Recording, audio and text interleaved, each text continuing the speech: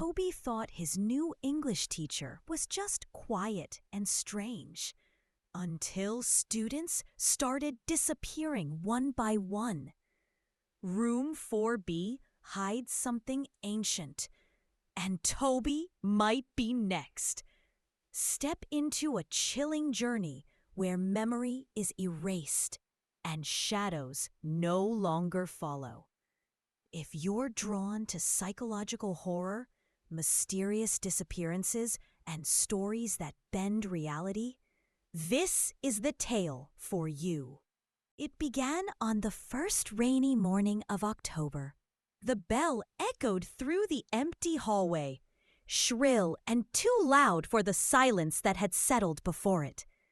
Water dripped from the edges of the students' umbrellas as they filed into the building, shoes squeaking against the damp tile floor. Somewhere, a fluorescent light flickered above, buzzing like an insect trapped behind glass. Room 4B had always been the quietest classroom in Dellingham Middle School. Tucked away at the far end of the second floor, its windows looked out to the old field where the grass grew wild and the crows perched like sentinels on the chain-link fence. It had been empty since Mrs. Collins retired last spring. The substitute teachers came and went, none lasting more than a week. But now, Room 4B had a new teacher. His name was Mr. Ashford. He arrived without fanfare, stepping into the front office at precisely 7:02 a.m., wearing a charcoal gray suit, a faded leather satchel slung over his shoulder. His hair was dark, slicked back, too neat for the weather. His smile, they said, never quite reached his eyes. Principal Halvers brought him down the hall, shoes tapping steadily against the floor. A few students peeked from their classroom doors, whispering. One girl said his coat didn't move in the wind. Another swore she saw something twitch behind the glass of his briefcase, but no one believed her. At 7:30 sharp, he opened the door to room 4B. The students were already seated, hunched over their desks, backpacks soaked and dripping beneath them. The room smelled like wet wood and chalk dust. No one spoke. Mr. Ashford walked in with slow, measured steps. He placed his satchel on the desk. Then, without a word, he turned and picked up a piece of chalk. It made a long, screeching sound as he wrote on the board, Mr. Ashford, English and Literature.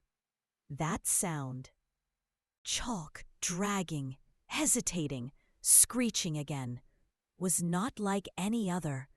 It was too high-pitched, too sharp, like nails scratching not on slate, but on something bone-dry and brittle. "Good morning," he said finally, turning to face them. His voice was low and smooth that there was a rasp beneath it, like the edge of breath caught in his throat. The students stared. Something felt wrong, but no one could say what. Not yet.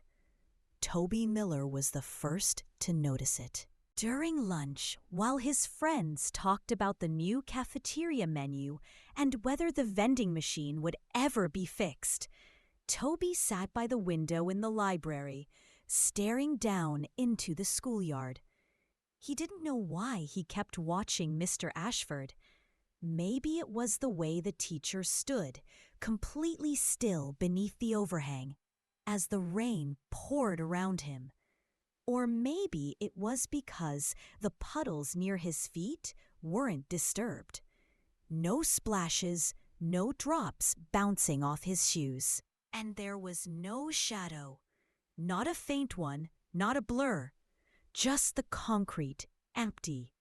At first, Toby thought it was a trick of the light. But when he blinked, rubbed his eyes and looked again, it was still gone. No shadow. Even the bench behind him had one. even the trash can, even the crows. But not Mr. Ashford. "Maybe he's a vampire," whispered Eric that afternoon as they walked home. "They don't have shadows, right?" "That's mirrors," said Toby, "and they don't go out in the sun." "It was raining," Eric shrugged. "No sun. Fits, doesn't it?" Toby didn't laugh. He kept seeing that patch of dry concrete in his mind. The next morning, Mr. Ashford handed out poetry assignments. His handwriting was neat, perfect, not a single tremble. But as the students copied the lines, the classroom grew unnaturally quiet. No pencils tapping, no coughs, no shifting of chairs, just the sound of rain tapping at the window, and a low creaking noise like floorboards under heavy steps. But no one was moving. At the end of the day, Annie Lou, the class's top student, stayed behind to ask about the homework. She never made it home. Her backpack was found sitting in the lobby, soaked through. No one saw her leave the building. No one remembered her walking out the front doors. The next day, Mr. Ashford came to class exactly on time. He greeted them with that same unreadable smile. There was a new name at the top of the attendance sheet, not Annie's. It was like she had never existed. The students looked at each other. Something was wrong, but no one could say it out loud. The silence was heavy now, thick, like it had weight. The air felt colder. Toby checked his notebook later that night. On the list of group project partners, Annie's name was gone, erased. Her neat cursive handwriting, gone without a smudge. The page looked untouched. The group now had only 3 names. He checked his texts. No history. Her name disappeared from the group chat, and her desk in class was filled with books she never brought. Different handwriting, a different person's name on the book covers. At recess, a girl from another class whispered that she saw something in the hallway outside room 4B. A figure, tall, shadowless. Its footsteps didn't echo like everyone else's, and when it passed the window, the rain outside stopped falling, just for a second, and then resumed as if nothing had changed. Eric dared Toby to ask Mr. Ashford about Annie. Toby refused, but he kept watching. Each day, the teacher's movements seemed more precise, less human. He never blinked in class, never drank from the mug on his desk. He didn't fidget, didn't check his watch. He just taught. And watched them, eyes moving from student to student, always landing just a little too long on the ones with the highest grades. A week passed. Then another student vanished. Jonas Park. Another name removed. Another desk filled with someone new. A transfer student, they said, from out of state. Already had his textbooks. Already knew where to sit. Already called Mr. Ashford Sir without being told. Toby knew what he had to do. He stayed after class on Thursday. Pretended to forget his backpack. Waited. The hallway lights flickered as he lingered just outside room 4B, back pressed to the lockers. He heard the door creak open behind him. Slowly. No footsteps. Only a low dragging sound, like something long and heavy being pulled across the floor. He peeked inside. Mr. Ashford stood by the window, hands folded behind his back. But he wasn't looking outside.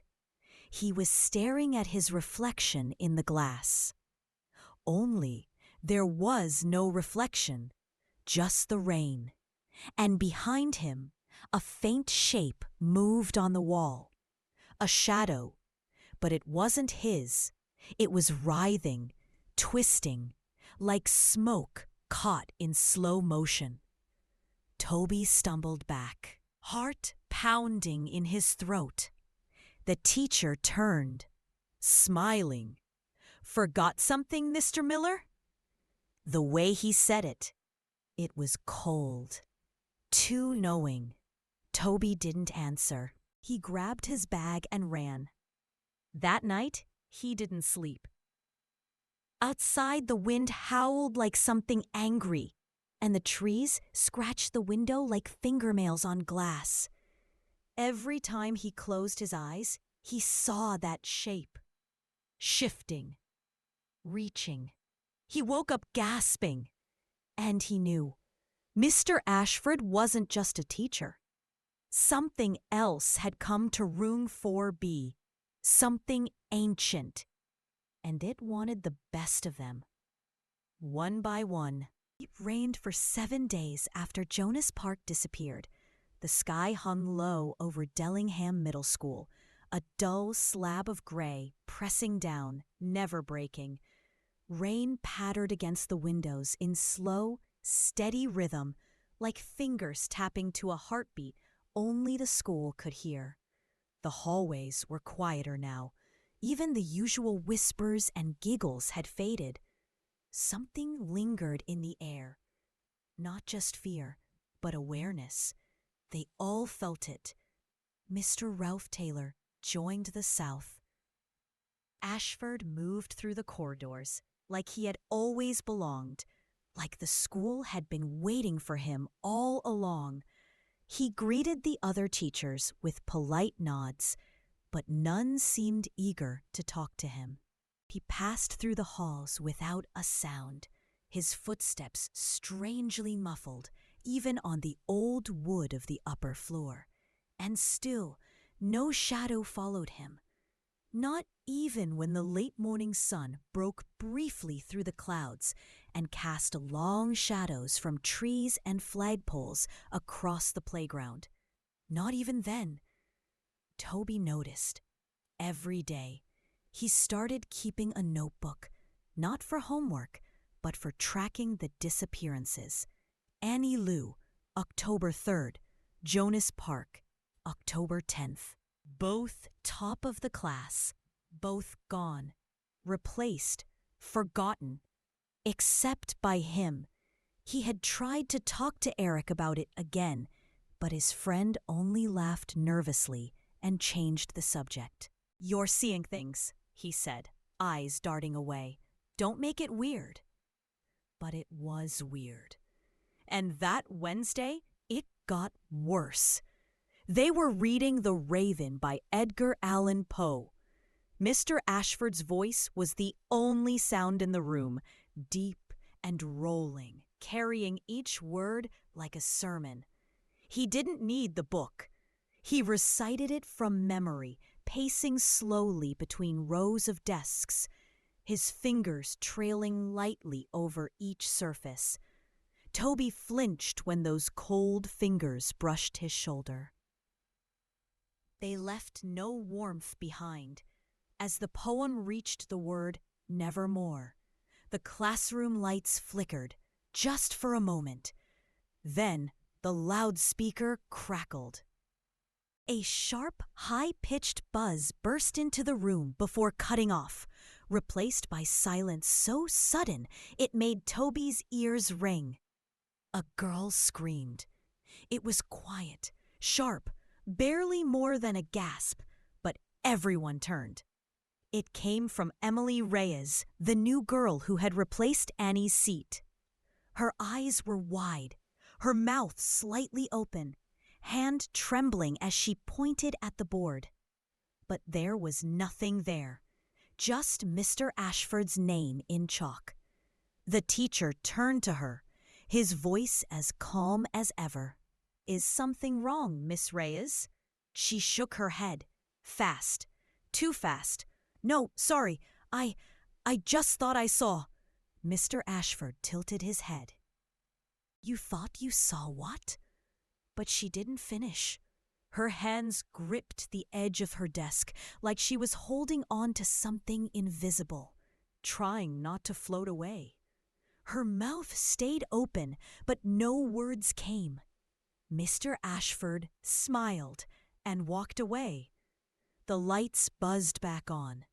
Later that day, Toby found Emily by the bike racks. She stood there with her hands stuffed in her jacket pockets, shivering even though the rain had stopped. "You okay?" he asked. She didn't look at him right away, just kept staring at the school building, specifically at the second floor, room 4B. "I saw something," she said finally, "when he was reading. Behind him, on the wall." Toby's heart pounded. What was it? It looked like a shadow, but it didn't move with him. It moved on its own, like it was waiting. She looked at him now, eyes bloodshot. And it had hands, long fingers. They were reaching toward Annie's desk. Toby nodded slowly. He had seen something similar that night he stayed behind. "I believe you," he said. She looked surprised, then relieved. "You're the only one who does." That night, Toby couldn't sleep again. He kept thinking about the shadow on the wall and the way Mr. Ashford smiled after Emily screamed. It wasn't concern. It wasn't even curiosity. It was satisfaction. The next day, something else changed. Mr. Ashford began giving out awards. Each Friday, he would announce a star pupil of the week, a gold sticker placed on the student's desk, and a sealed envelope handed out in front of the class. Inside was always the same thing, an invitation to after-hours tutoring in room 4B. Voluntary, of course, but no one ever declined. The first was Kevin Lynn, then Priya Desai, then Emily Reyes. Each of them was gone within days of attending.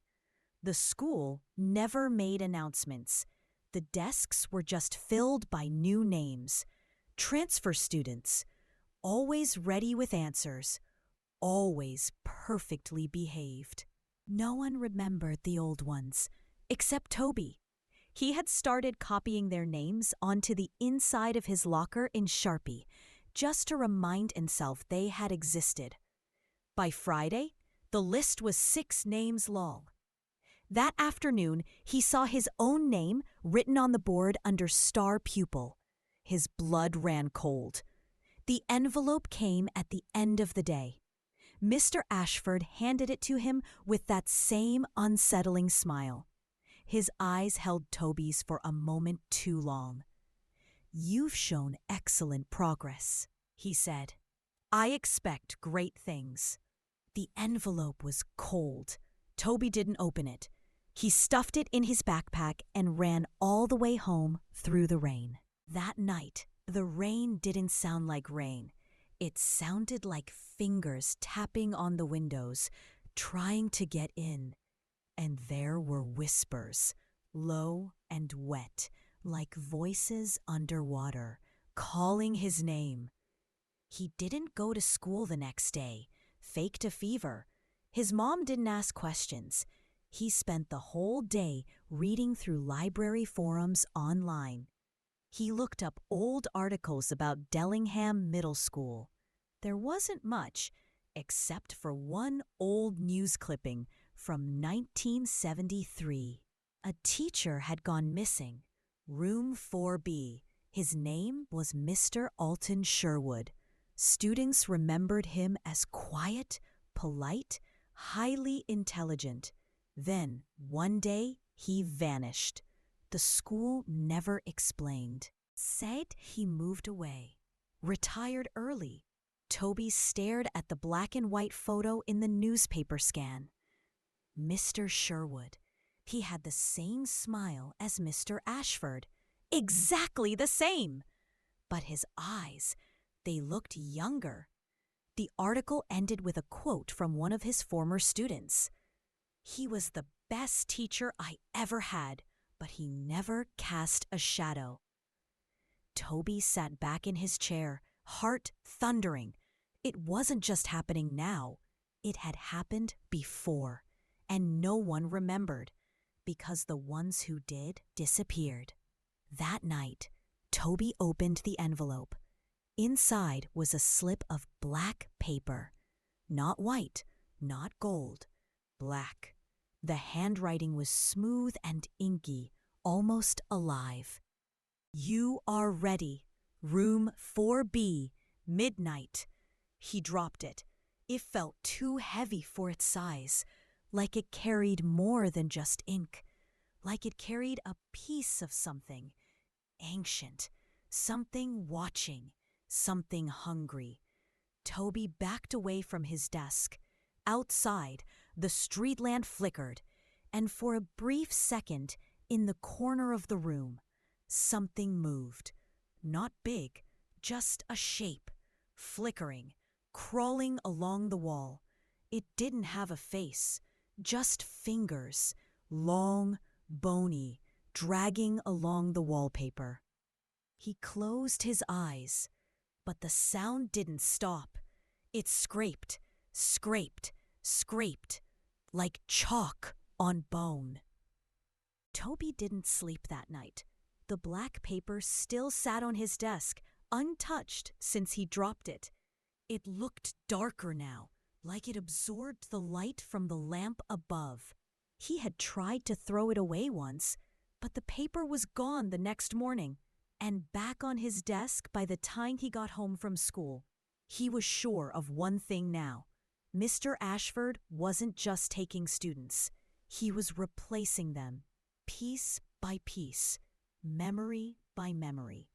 Toby felt it every day. The air in room 4B was growing colder, not in temperature, but in presence, like something unseen was breathing down their necks, waiting for the next top student to slip. On Monday, Toby sat near the back of the class trying not to be noticed. His eyes darted to the door every few seconds. He felt like he was being watched, not just by Mr. Ashford, but by the walls themselves. During roll call, Mr. Ashford paused when he reached Toby's name. "Mr. Miller, I trust you received your invitation." Toby nodded slowly. I have." "Excellent," Mr. Ashford said, smiling faintly. "I knew you wouldn't disappoint." That smile again. Hollow, polished, too perfect. The class moved on, but Toby couldn't shake the feeling of being marked. After school, he waited until the building emptied. He crept down the hall toward room 4B, keeping close to the lockers. The corridor was eerily silent. Even the janitor's cart was missing. The door to the classroom was open. Inside, the lights were off.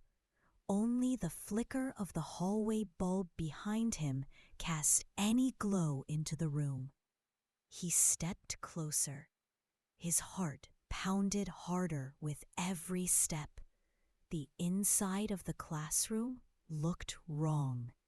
The chairs were rearranged. The desks all faced away from the board. The windows were covered with paper, pitch black. At the front of the room, Mr. Ashford's desk was gone, and on the chalkboard, there were names, written in messy white script, like scratched fingernails on slate. Annie Lou, Jonas Park, Kevin Lynn, Priya Desai, Emily Reyes, and at the bottom, Toby Miller. He turned and ran. The sound of chalk scraping echoed behind him, as if something invisible had begun writing again. He didn't stop until he was outside, gasping in the cold air. The next day, Toby brought his notebook to school, the one where he had kept track of every student who vanished. He showed it to Eric during lunch. Eric didn't react the way Toby had hoped. "You need to stop," he said. "You're freaking yourself out." "It's all there," Toby insisted. "They're gone, Eric." "And no one remembers. You don't even remember Jonas. You shared a locker with him." Eric blinked, confused. "Jonas?" There was nothing behind his eyes, just emptiness. Toby shut the notebook and stood.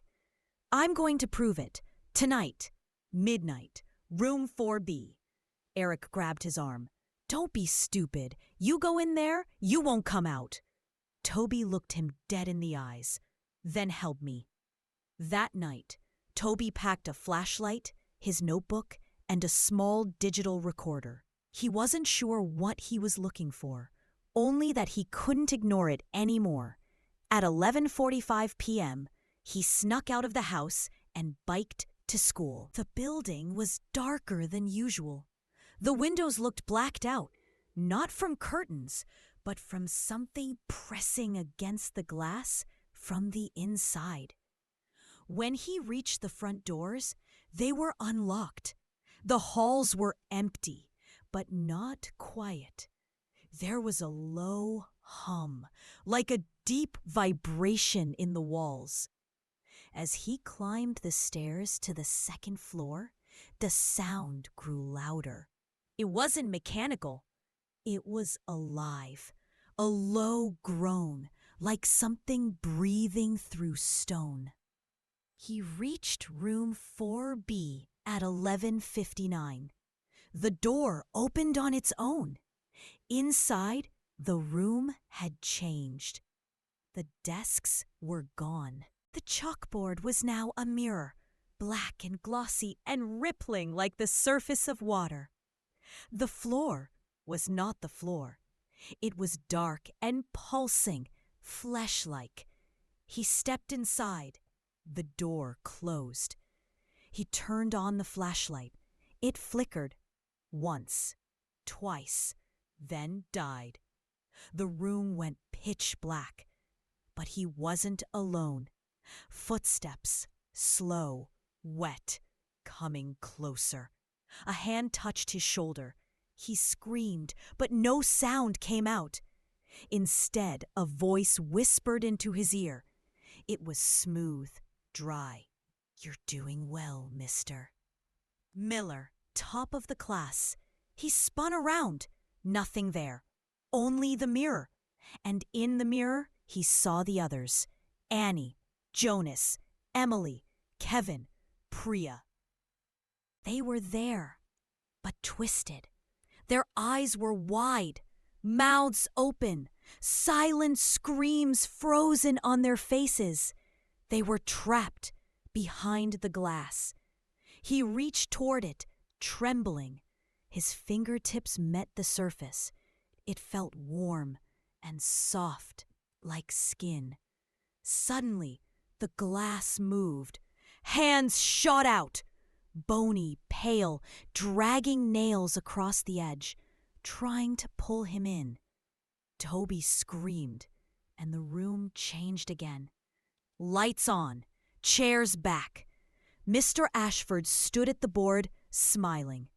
"Toby," he said, "do you need help with your assignment?" The clock read 8:12 a.m. The class was full, but not normal. All the students turned at once, smiling. Their eyes were empty. Eric sat near the window. His smile was the widest of all. Toby backed toward the door. "No, this isn't right. This isn't real." Mr. Ashford tilted his head. "Reality is for those who earn it, Toby. only the best deserve to remember. Toby ran, down the hall, through the doors, into the light. But when he got home, his mother didn't recognize him. "Can I help you?" she asked, blinking. "It's me, Toby." She shook her head. "I'm sorry, I don't know that name." He checked his phone. No contacts, no messages. The notebook was gone. In his backpack, only the black envelope remained, and on his arm, a faint handprint, long-fingered, burned into the skin. The wind carried something strange that morning. Not the usual scent of wet concrete or cafeteria grease. It was sharper, older, a mix of damp paper, dust, and something rotting beneath it. Like leaves that had died a long time ago and never been swept away. Toby stood just outside the gates of Dellingham Middle School, clutching the straps of his backpack until his knuckles turned white. His breath came in shallow bursts. His shoes felt heavier than usual. Everything around him, trees, parked cars, even the clouds, seemed to lean inward, pushing him toward the school like invisible hands guiding a puppet. He hadn't planned to return. Not after what he saw. Not after the mirror. Not after his mother looked through him like he had never been born. But he had nowhere else to go. And the mark on his arm had started to burn. The long-fingered handprint, faint and red, pulsed beneath his skin like something alive. The school bell rang. Its sound was distorted, drawn out, like a scream underwater. Toby stepped through the gate. Inside, everything looked normal, too normal. The hallways gleamed. The posters on the walls were straightened. The lockers no longer groaned when opened. Even the usual buzz of kids whispering and laughing had returned. But it felt artificial, like background noise played from a speaker just out of sight. He passed students he knew. Rachel from science class, Malik from gym. But none met his eyes. They walked by him like shadows. Some wore the school uniform. Some wore something else. Outdated clothes, wrong colors, patterns that flickered like they didn't quite belong. He reached his locker. His name wasn't there. Instead, a new label had been printed and taped neatly. Jeremy Ellis. He opened it anyway. Inside, the black envelope was waiting. Same as before, unmarked. He didn't touch it. He backed away. Room 4B was at the end of the hall. Its door was slightly open, swaying as if breathing. He could hear the familiar sounds, the scrape of chalk, the rustle of paper. But beneath that, something else.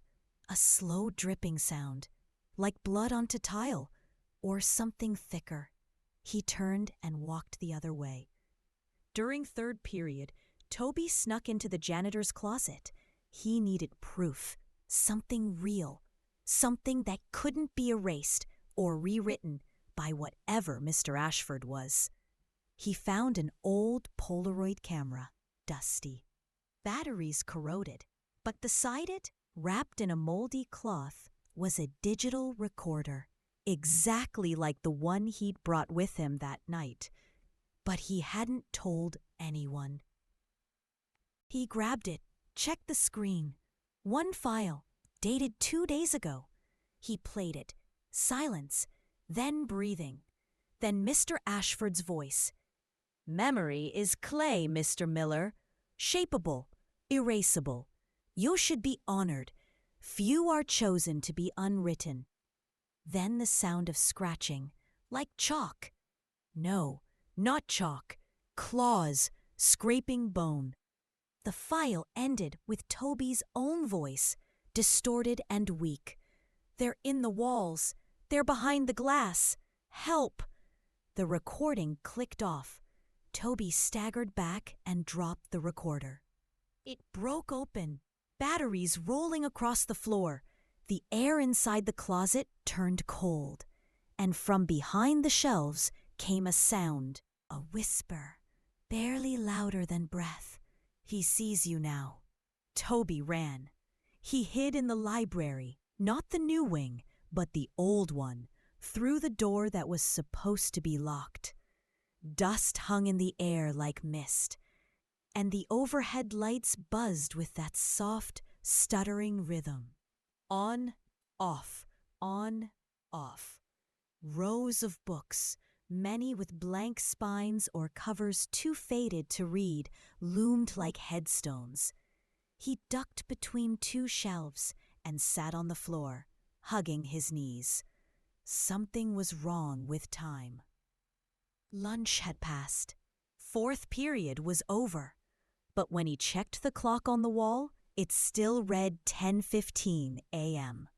He tried his phone.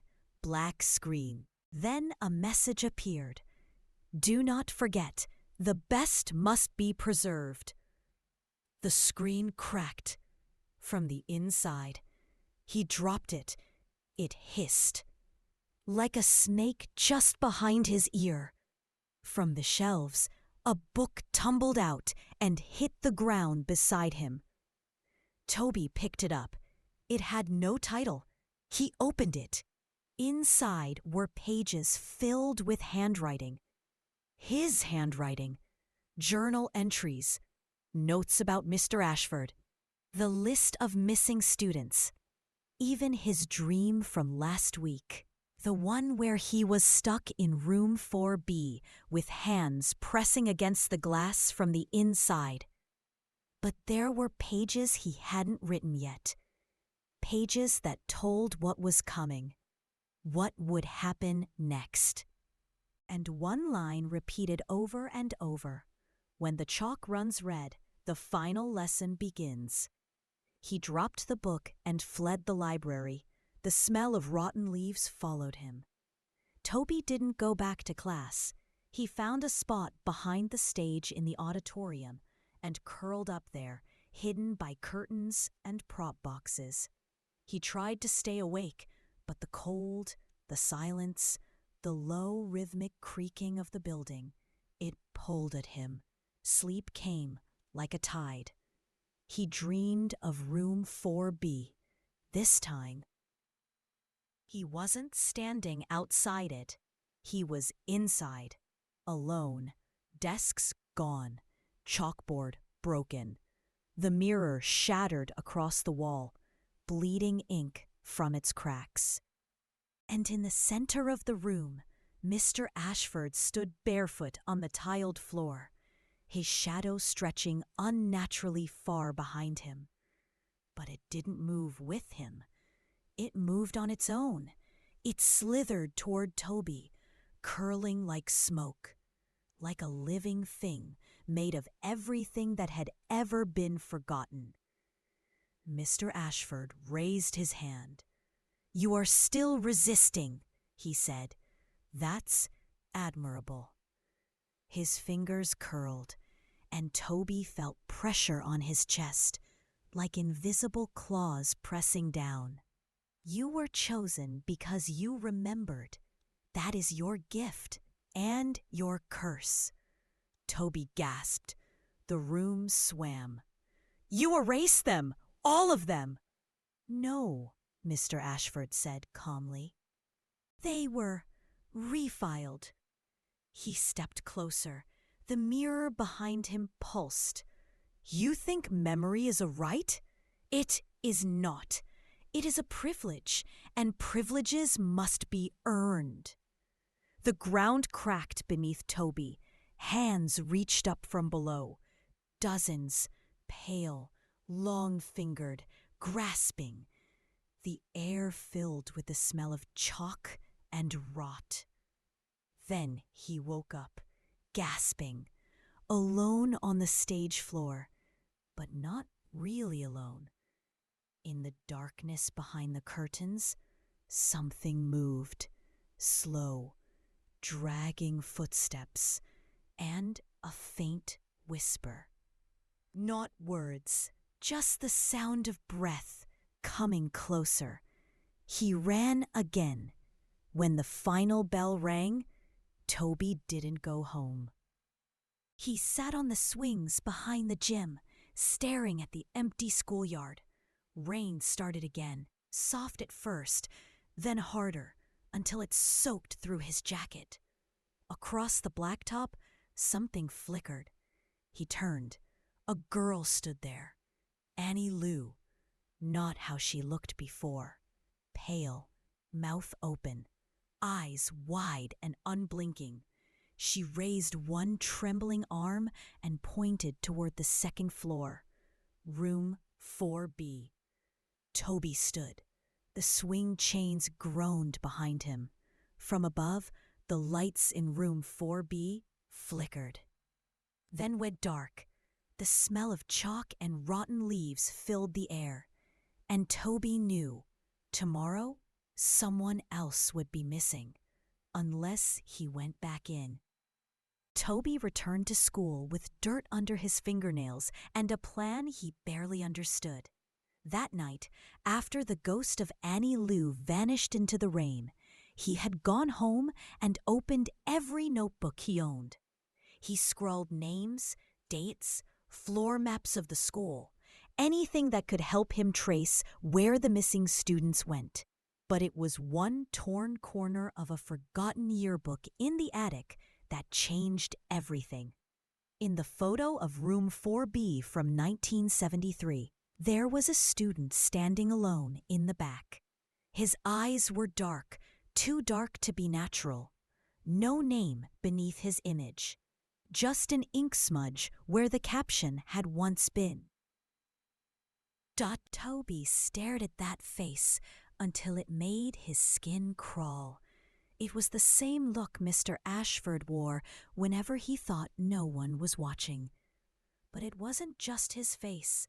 It was his pose, the tilt of his head, the placement of his hand near the teacher's desk. Like he had always belonged to that room, like he had never left. The whispers started again around midnight. They came from the walls, from behind the heater vents, from beneath the floorboards. Soft at first, then clearer. Words woven from breath and cold. The boards remember. The chalk dust knows. He is not a man. By morning, Toby had only one thought left. He needed to get behind the blackboard. The school felt stranger than ever. Students walked the halls as if choreographed, eyes unfocused, lips curled into smiles too wide to be real. Even the teachers looked different, older, thinner, like something was slowly draining the color from their skin. Toby kept his head low, his hoodie pulled up. The recorder was tucked in his jacket pocket, the cracked screen glowing faintly every few seconds. He didn't know why it still worked. But he wasn't going to ask questions. Room 4B was locked when he arrived. Of course it was. But something inside whispered his name. So he waited. Through first period. Through second. By the time the bell for third rang, Mr. Ashford emerged. He walked down the hallway, hands clasped behind his back, smile painted in place. His shoes made no sound. His shadow did not appear. Toby slipped into the classroom as soon as the hallway emptied. Inside, the air was thick, not warm, but humid, like a greenhouse grown from forgotten things. The chalkboard looked different, slightly bowed outward, like it had started breathing. Toby approached it slowly. The sound of the rain outside faded, replaced by a low scratching, rhythmic, like nails dragged in a circle just beneath the surface. He pressed his ear to the blackboard and heard them. Voices, hundreds, whispering, crying, pleading. They were behind the wall, trapped. Not just Annie, not just Jonas or Emily. Others, older, forgotten, erased. The whispers turned into a scream, sudden, high-pitched, filled with panic. Toby staggered back, heart hammering. The blackboard began to crack. Just a small fissure at first. A thin white line near the top right corner. Then another, and another. From behind the cracks came light. Pale flickering light, like moonlight filtered through water. Then he saw the hand, long-fingered, skin dry and flaking like old parchment. It pressed against the inside of the board, trying to push through. Toby fumbled for his phone. It was dead. He turned on the recorder and hit record. "I'm in room 4B, he whispered. "It's real. There's something behind the board. If I don't make it out, don't trust Ashford. He's not a teacher. He's not." The door slammed shut, hard. Toby froze. The lights flickered, and from the back of the room, a voice spoke. "No one learns unless they listen, Mr. Miller." Mr. Ashford stepped forward. His smile gone. He wasn't trying to blend in anymore. His skin was pale, too smooth, stretched tight like wax over bone. His eyes were bottomless. "Like ink." "You're clever," he said, tone flat. "Clever is rare." The chalkboard groaned behind him. The hand was still there, fingers curling, tapping. "But you've gone too far." Toby backed away, but his feet stuck to the floor. A thin black substance had seeped from the cracks, like oil, only it pulsed like it was breathing. "You've heard the whispers," Ashford said. "They lie, of course. They would say anything to be free. Memory is not truth. Memory is chaos." Toby shook his head. "You're stealing people." "I'm preserving them," Ashford replied calmly. "Those who shine brightest burn out too fast. I protect their brilliance. I keep them alive." "In the walls?" Toby shouted. "That's not alive." Ashford took one step closer. The floor creaked, but it wasn't the sound of wood. It was bone, dry, brittle, snapping beneath his polished shoes. Toby reached into his pocket and held up the recorder. "I have this. I'll play it for everyone. You can't stop me." Ashford smiled again, but this time it twitched, like something underneath his skin didn't understand how to shape human joy. "You won't get the chance." From the ceiling, a soft hissing started, and then the classroom tore itself open. Bookshelves folded inward, chairs shattered. The walls pulled back to reveal eyes. Dozens of them watching, blinking slowly in unison. Some were human, some were not. And the chalkboard shattered. The sound was deafening, like glass and screams merged into one endless screech. Hands poured out, reaching, grabbing, clawing at the air. Toby ran. He didn't look back. He hit the door and burst into the hallway. But the hallway was gone. In its place was a corridor of black tile, lit by swinging lights that buzzed like hornets. The air smelled like blood and bleach.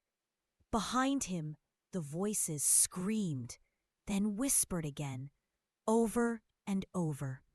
Remember us, remember us, remember. Toby didn't stop running until he burst out of a supply closet near the cafeteria. He was back. The school looked normal again, but everything had changed. That night, Toby played the recording again. It was gone, replaced with static, but underneath, if he turned the volume high enough, he could still hear it. Just barely. The scratching. And one phrase over and over. The lesson is not over. The lesson is not over. He didn't sleep.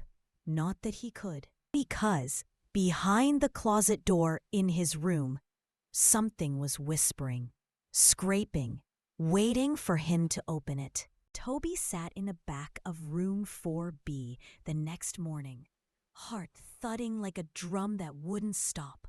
Rain traced frantic lines across the windows.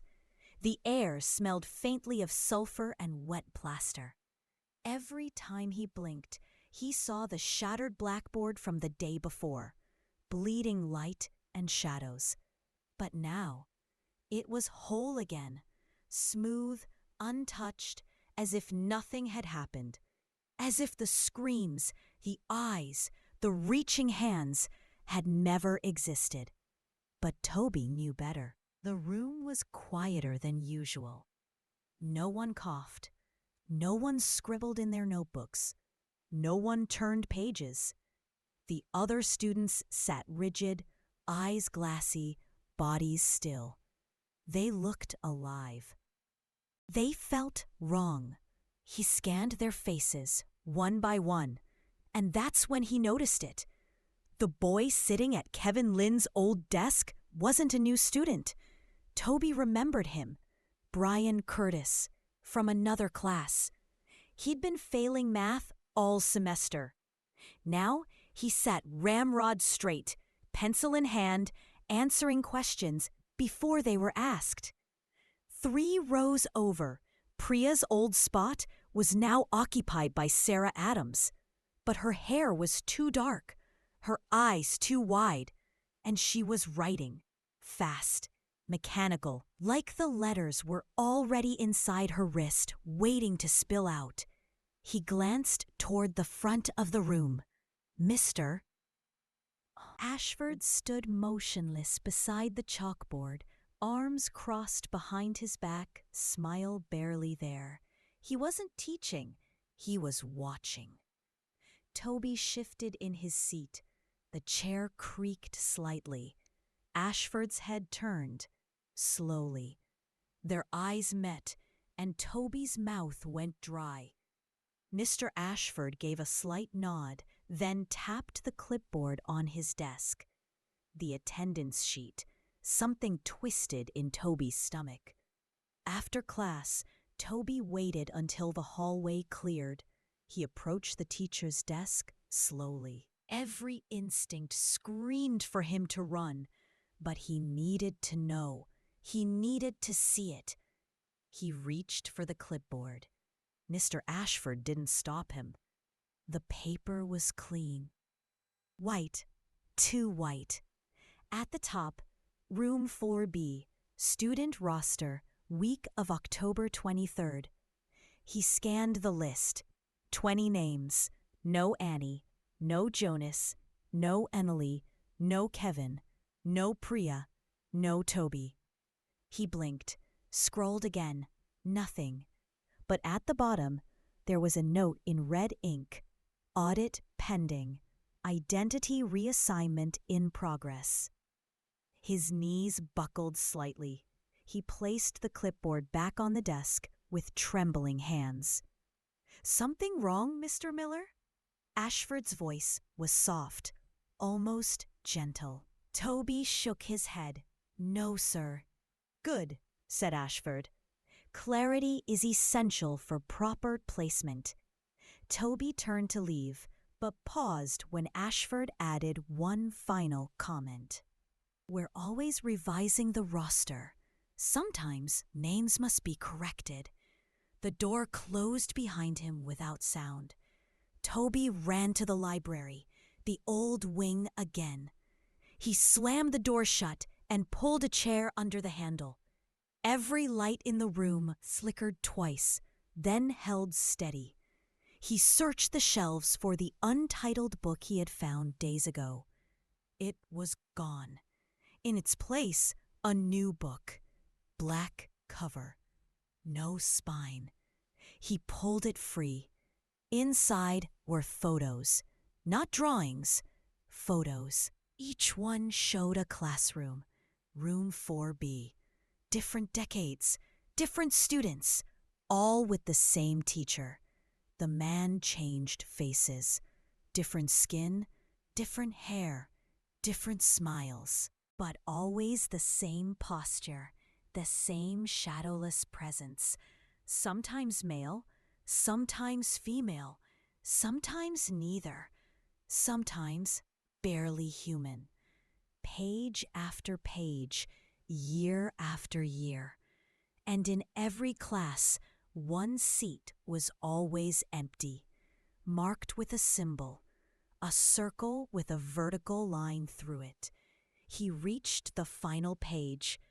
This time, it was a photo of him, sitting in the back of room 4B, alone, surrounded by blank-faced students. Underneath the photo, scrawled in shaky ink, "Last known anomaly." Integration incomplete. He dropped the book. It hit the floor with a sound like a heartbeat. Later that afternoon, Toby sat in the computer lab. He pulled up the school's online student directory, typed his name. No results found. He typed Jonas Park. No results. Annie Lou, Emily Reyes, Kevin Lynn, nothing. He typed Mr. Ashford. The screen flickered, then went black. The fan inside the desktop whirred loudly, then stopped. The lights in the room buzzed, and for a brief second he heard it again, scraping from inside the walls, behind the whiteboard, behind the bricks, behind the wiring. A scratching sound, like something writing with bone. He left the room without logging off. That night, he stared at the mark on his arm.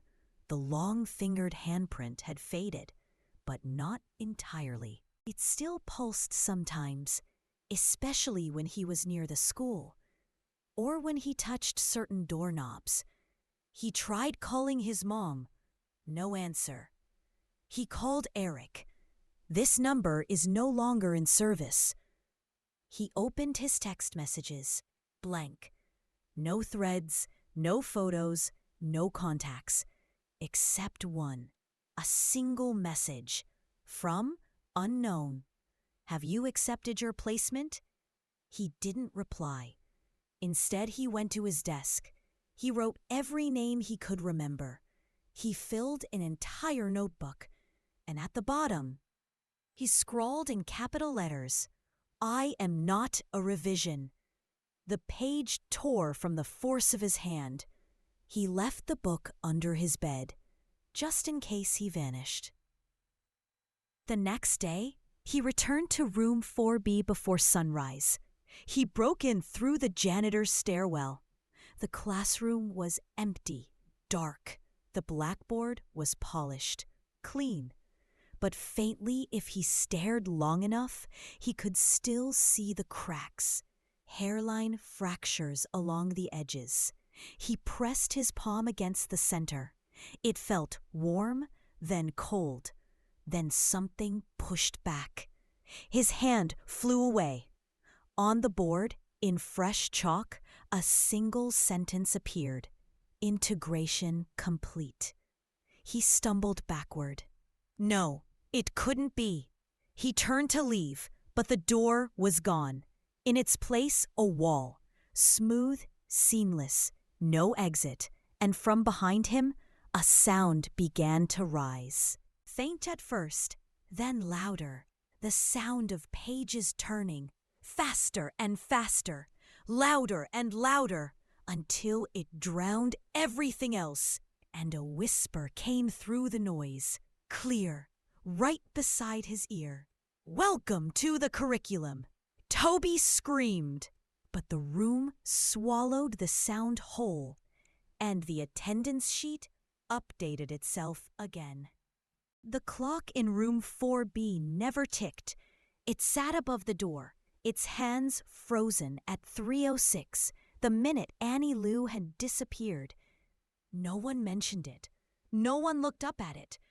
But Toby noticed. Every time he entered that room, he could feel it staring down at him, unmoving, waiting. Now, he was trapped inside.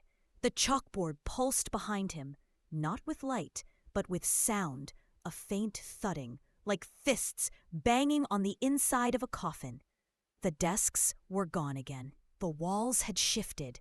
What was once a classroom now felt more like a lung, breathing around him in slow, damp waves. Toby pressed his ear to the wall. He heard whispering, not from behind it this time, from within it. The voices were familiar. Jonas, Annie, Emily. Their words overlapped, incoherent at first, until one rose louder than the rest. Detention. Don't go to detention. He takes them there, and they don't come back. Then silence, and the wall trembled slightly, like something huge had just walked past behind it. The room shifted again. The door reappeared, but it wasn't the same. It had no handle, no hinges, just an outline in the wall, in the magical world, breathing like the rest of the room. Toby approached it, reaching out. The moment his fingers touched it, the door slid open on its own, revealing a staircase that spiraled downward, lit by yellow bulbs that buzzed faintly, some of them flickering like they were about to die. He knew it was a trap, but the word detention echoed in his head, and he couldn't shake the feeling that whatever had started in room 4B was rooted below. He stepped onto the stairs. The door sealed behind him with a wet sigh. The descent felt endless. Each step creaked underfoot, even though the staircase was made of stone. Water dripped somewhere far below. The air grew colder, thicker. At some point, Toby began to smell ink. Not fresh ink, but ancient, like the kind that stained forgotten textbooks left in basements to rot. He reached the bottom and stepped into a hallway. The walls were made of black tile. There were no windows, no signs, just doors, all of them marked with numbers that didn't follow any order. A6, D3, X12, J0. Toby picked one at random, C9, and pressed his ear to it. Inside, he heard sobbing, and beneath it, the sound of scraping, like chalk dragged across metal. He opened the door slowly. Inside was a classroom, or what was left of one. Desks floated slightly above the ground, swaying as if underwater. The floor was a black pool of ink, and in the center sat a girl, face down on her desk, long hair hiding her face, whispering something over and over. Toby stepped closer. She didn't move. The ink clung to his shoes, sticky and cold. "Annie?" he asked. The girl twitched, then looked up. It wasn't Annie. It wasn't anyone. Her face was a blur of smudged features, like someone had tried to erase her with trembling hands. Her eyes were pits of shadow. Her mouth hung open in a soundless scream. Then she stood, fast. The desks shot back against the walls with a metal clang. The pool of ink rose like a wave. Toby ran, slammed the door shut behind him. The handle burned his palm. He backed away, panting, watching as the door to C9 pulsed like it was breathing. A voice echoed down the corridor. Low, calm.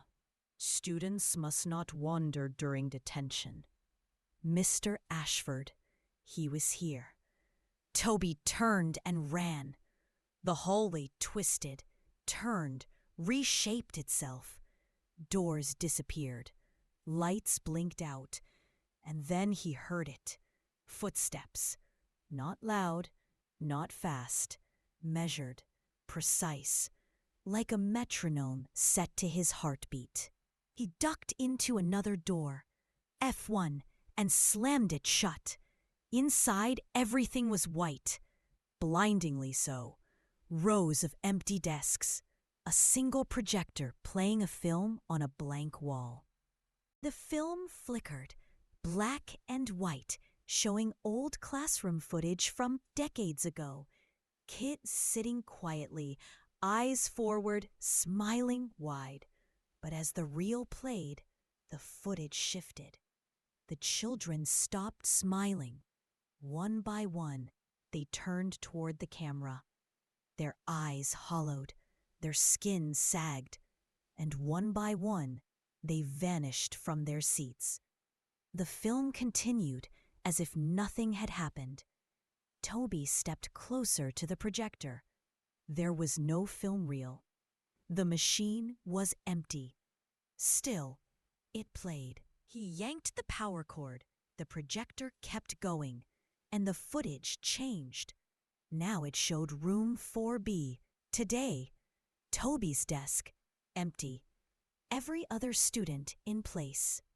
All smiling. Mr. Ashford at the front, writing on the chalkboard with his back turned.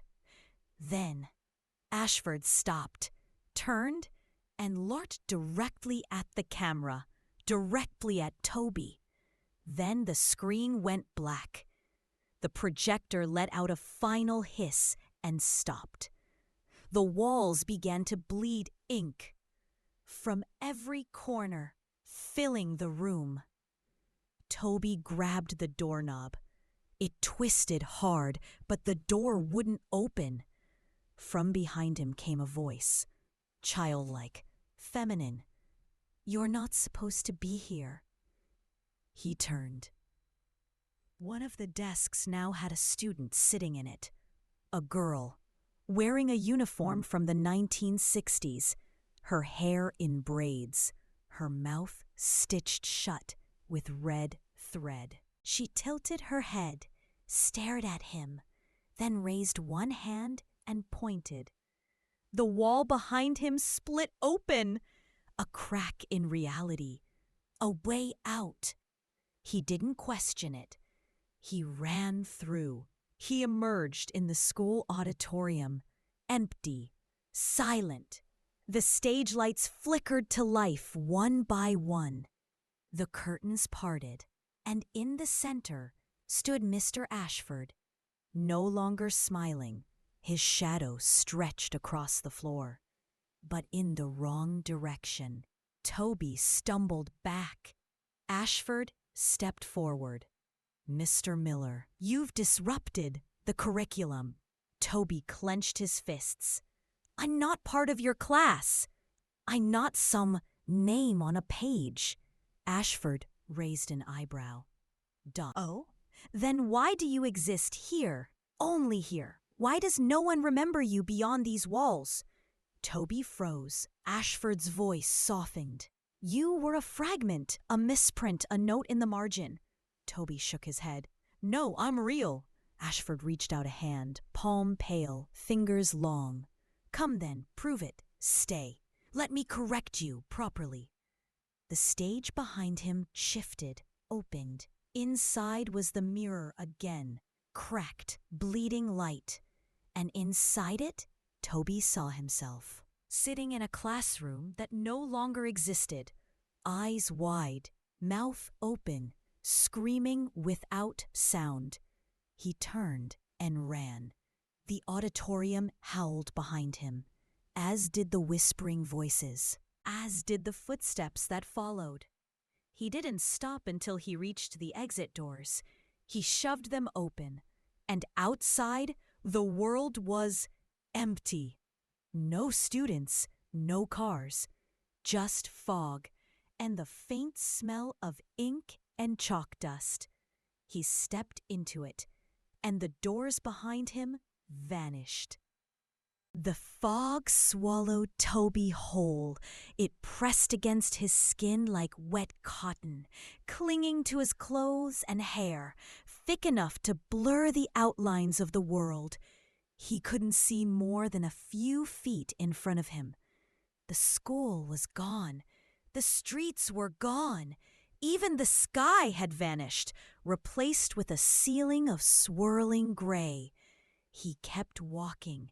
Each step landed on ground that didn't feel like pavement.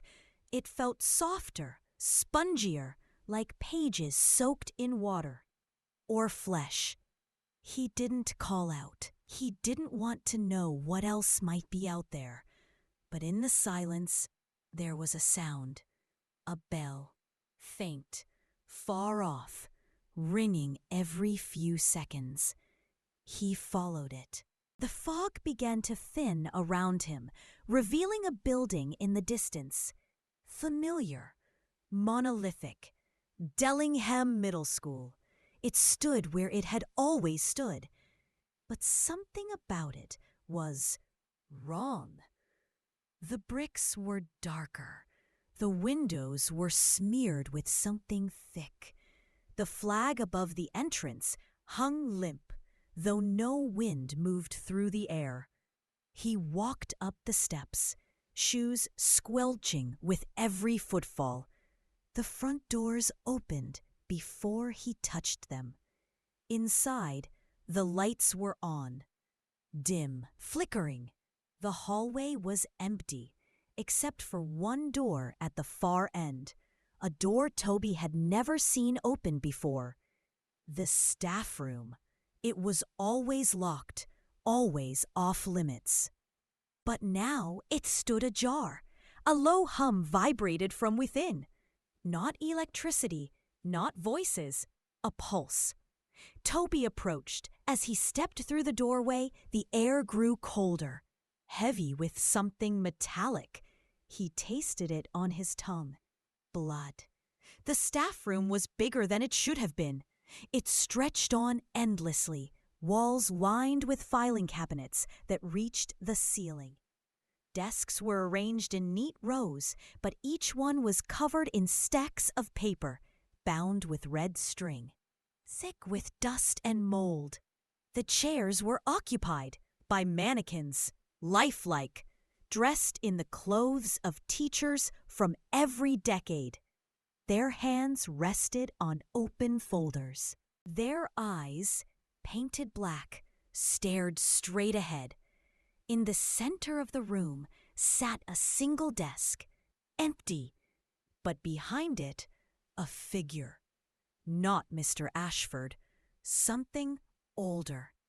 It stood with its back to Toby, cloaked in what looked like shredded report cards and torn detention slips. Its fingers were long and thin, stained with red ink.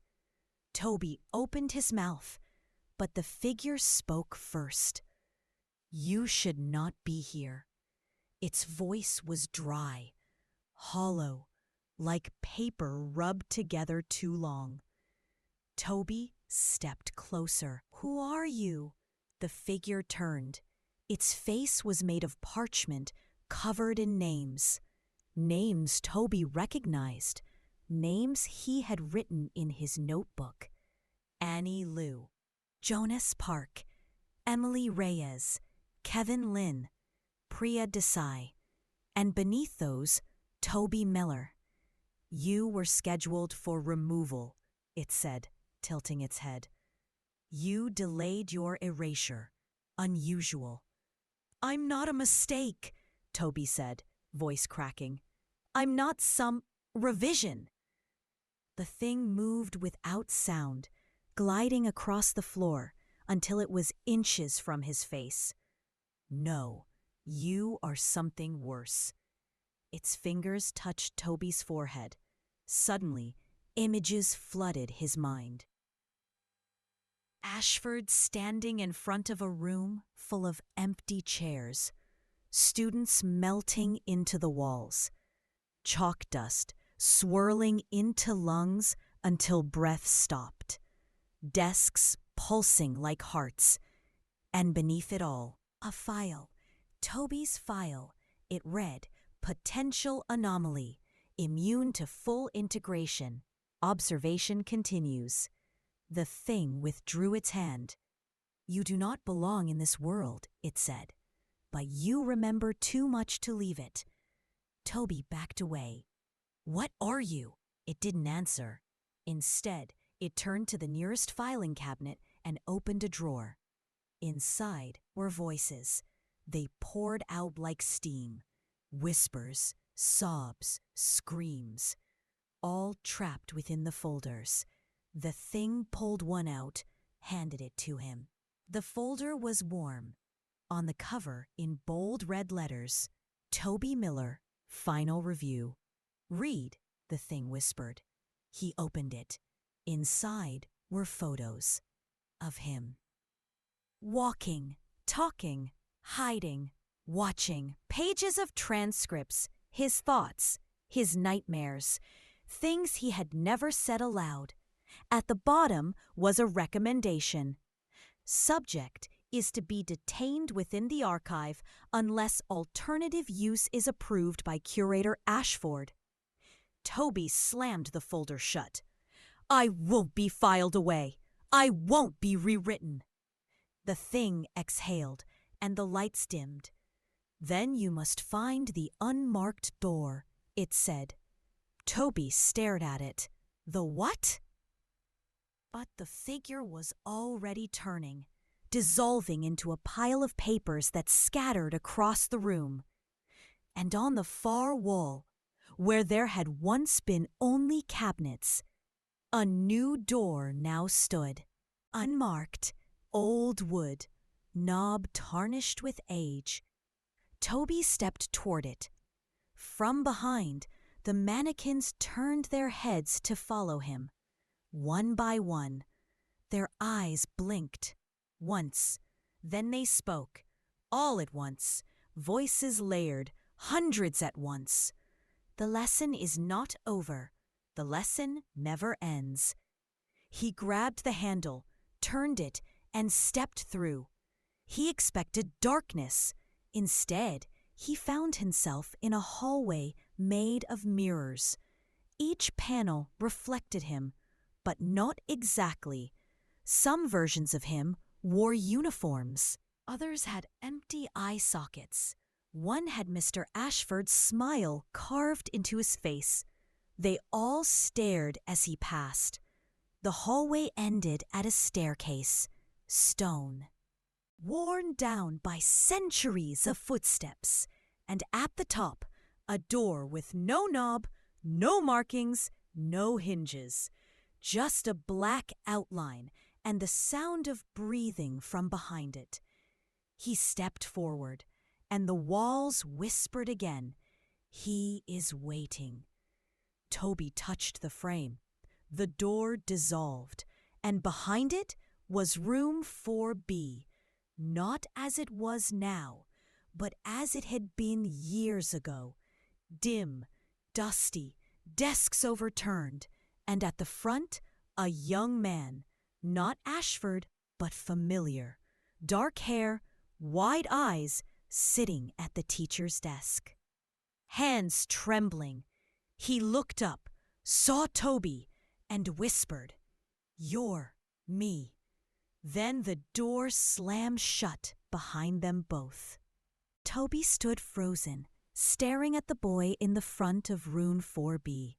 Same dark hair, same sharp eyes, same birthmark under the right ear, but younger, frailer, as if carved from the first memory of himself, before the revisions, before Ashford, before the shadows learned his name.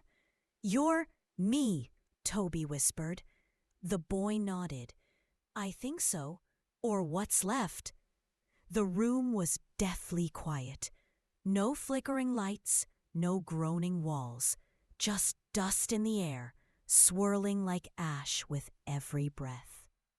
Toby stepped closer. "What is this place?" The younger version of him looked around. His hands shook as they clutched a pencil, but there was no paper on the desk. Just a layer of chalk dust, deep, like snow. "I've been here a long time," he said, "since before the others disappeared, since before the school started changing. I hid, I forgot, I tried to forget." He looked up, and his eyes were wide with terror. "But forgetting doesn't save you here. It only makes you easier to rewrite." Toby reached for the desk, but the chalk dust moved. A whisper rose from it, a low voice, dry, familiar. Lesson 9, Erasure of Self and Substitution of Form. The chalkboard behind them lit up with those words, drawn in thin, bone-white lines.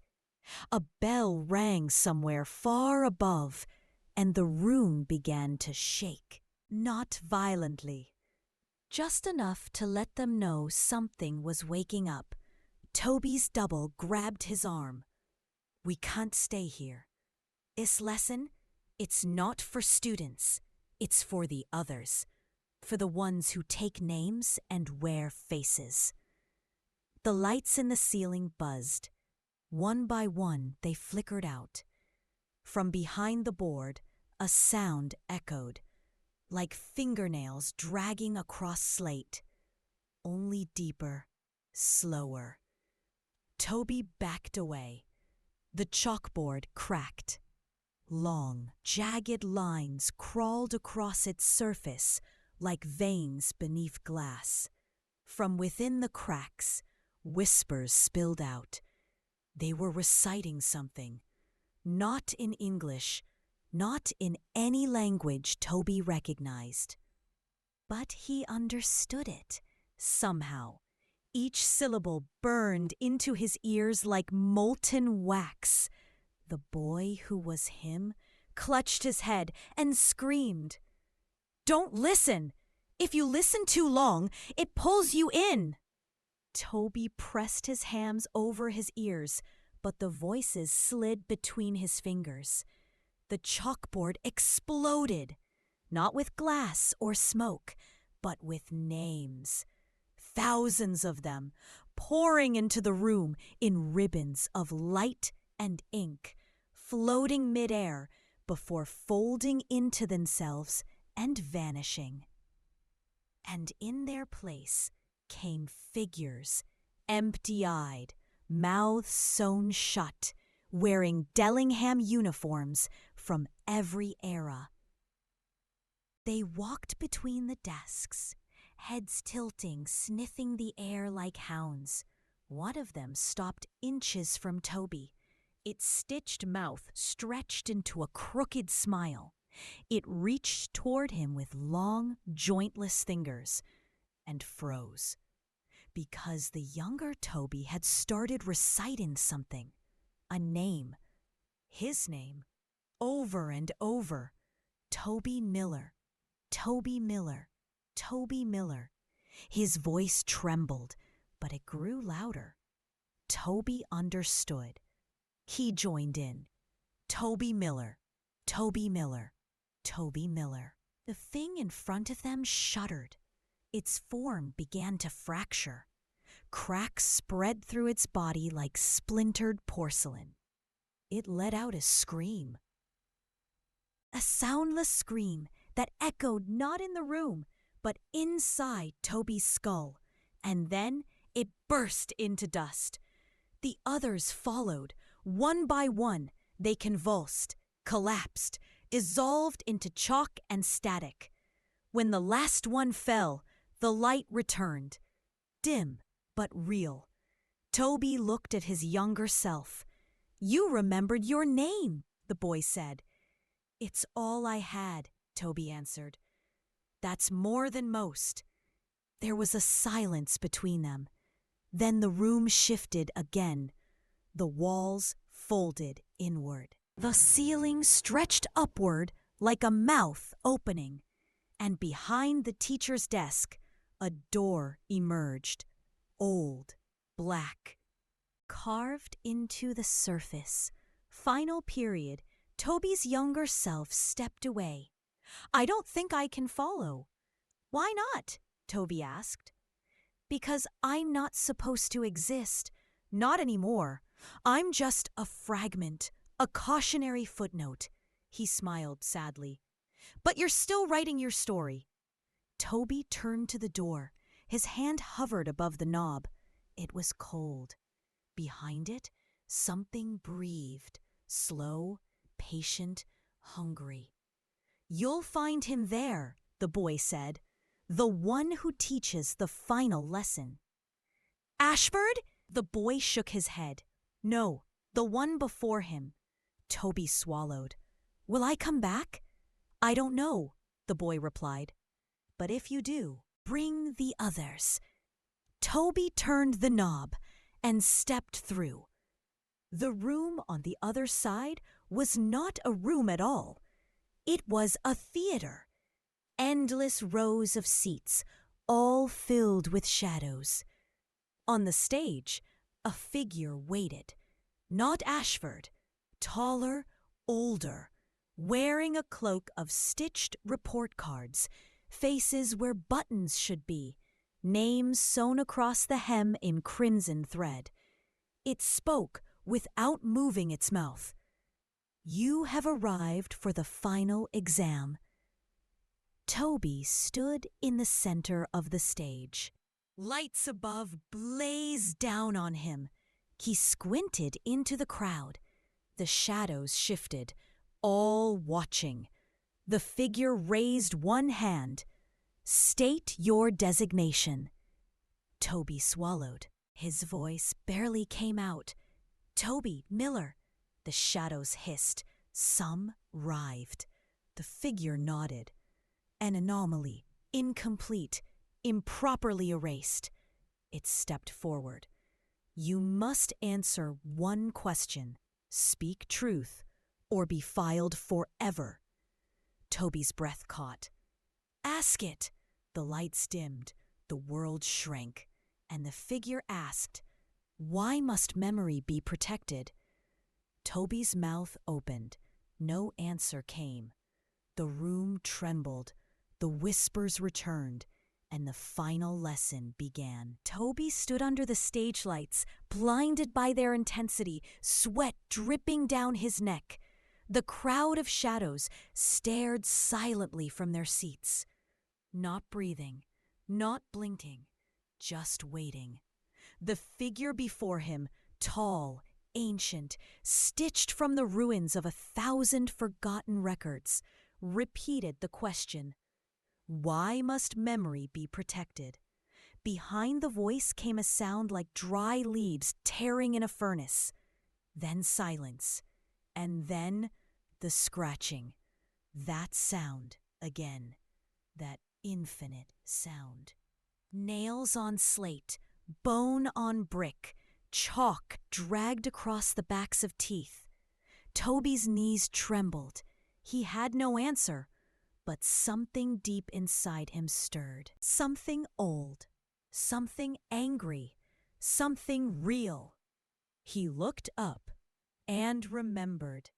The first day of school. The way Annie laughed during lunch. How Jonas helped him cheat on the math quiz. How Emily passed him notes in class about the ghosts she felt watching. The hallway smell of wet coats and marker ink. The silence in room 4B before it all began. These were more than memories. They were anchors, proof he existed, proof they existed. His hands balled into fists. He stepped forward. Because memory is truth, he said, voice cracking. And you can't rewrite truth without turning everything into a lie. The lights flickered. The figure didn't move. Toby continued, You erase the best of us, the brightest, the ones who ask questions.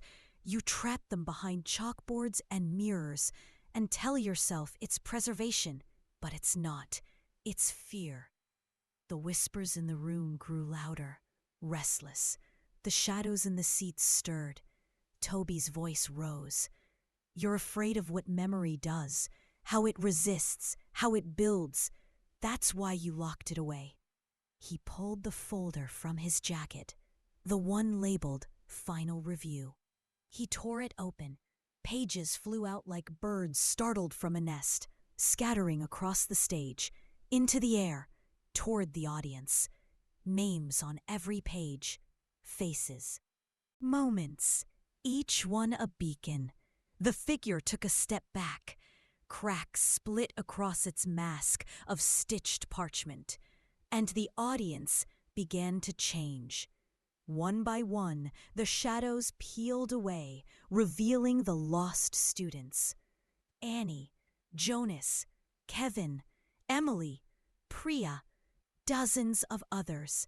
Their eyes no longer hollow, their mouths no longer sealed. They looked at Toby and smiled. The figure at the front screamed. No voice, just the sound of grinding metal.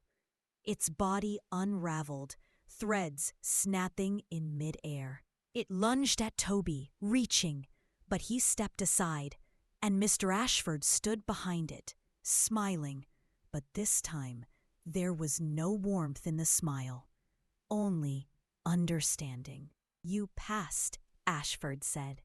Toby stared at him, stunned. What? Ashford extended his hand, palm open. You remembered, even when the others forgot, even when your name was wiped. That is the final test.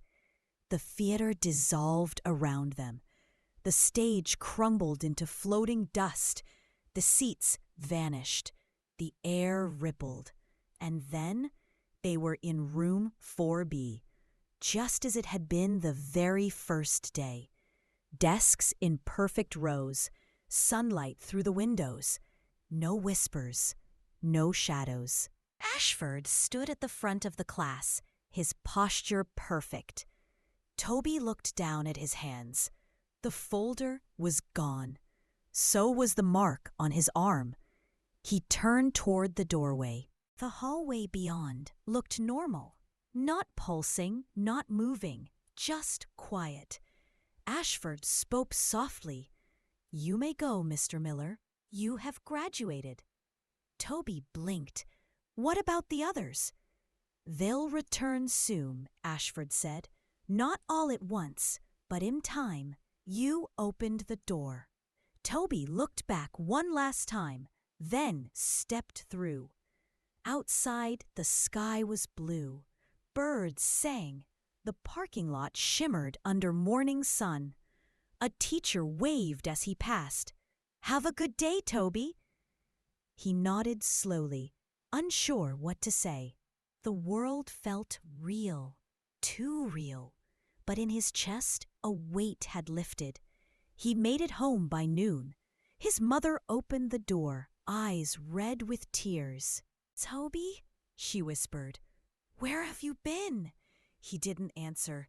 He just hugged her, long, tight. She remembered him. He existed.